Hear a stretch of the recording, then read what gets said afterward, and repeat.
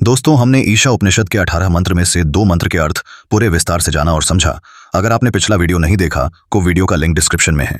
तो आज हम तीसरे और महत्वपूर्ण मंत्र के बारे में जानेंगे। ईशावास्य उपनिषद का यह मंत्र सूर्या नाम ते लोका अंधेन तमसावृता तांस्ते प्रेत्याभिगच्छन्ति ये किच्चात्मनो जनः अत्यंत गंभीर और गहरे भाव से भरा हुआ है।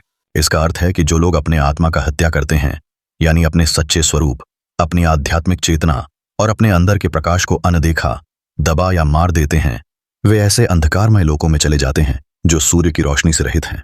यह अंधकार केवल भौतिक अंधकार ही नहीं, बल्कि आंतरिक, मानसिक और आध्यात्मिक अंधकार है। यह मनुष्य के जीवन में आंतरिक आत्मा की उपेक्षा या समर्पण न होने की स्थिति को इंगित करता है। जब व्यक्ति अपने वास्तविक स्वरूप को भूलकर केवल बाहरी जगत और शरीर के रूप में अपने आप को देखता है, इससे उसका आत्मिक स्फुरण मर जाता है। उसकी चेतना अंधकार में डूब जाती है। इसे जीवन में आत्महत्या कह सकते हैं, जो केवल शारीरिक मरने तक सीमित नहीं, पर आंतरिक चेतना के मरने का संकेत है। अक्सर हम वास्तविक जीवन के उदाहरणों में देखते हैं कि जब कोई व्यक्ति स्वयं के जीवन के लक्ष्य, उद्देश्य और मूल्यों को छोड़ देता है और केवल बाहरी सुख सुविधाओं और भौतिक संतोष में डूब जाता है, तो उसकी आत्मा धीरे धीरे मरने लगती है। दोस्तों, जैसे कोई व्यक्ति अपनी आत्मा को मारकर केवल पैसे, सामाजिक प्रतिष्ठा या दोस्तों के दबाव में बह जाता है, उसकी चेतना अंधकारमय बन जाती है। इस मंत्र की गहराई यह है कि असल आत्मा को मार देने वाले मनुष्य अंततः आत्मिक अंधकार, निराशा, गहरे तनाव और जीवन की अर्थहीनता की स्थिति में पहुंचते हैं। इसके परिणाम स्वरूप उनका जीवन न केवल मृत्यु के बाद, बल्कि वर्तमान में भी असुर्य लोक में घटित होता है, जहां ज्ञान, प्रेम और प्रकाश की कमी होती है। एक बहुत बड़ा उदाहरण है आत्महत्या के मानसिक कारण।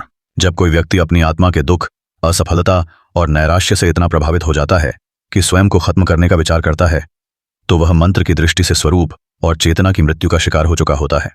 ऐसे लोग सांस जरूर लेते हैं, पर अंदर की रोशनी बुझ चुकी होती है। इस मंत्र का एक और अर्थ यह भी है कि जो लोग अपनी नैतिकता, सत्य और धर्म की हत्या करते हैं, वे भी अपनी आत्मा को मारने वाले हैं। वे जो अनैतिक कर्म करते हैं, झूठ बोलते हैं, दूसरों को नुकसान पहुंचाते हैं, वे धीरे धीरे अपने भीतर के प्रकाश और शुद्धता को खो देते हैं।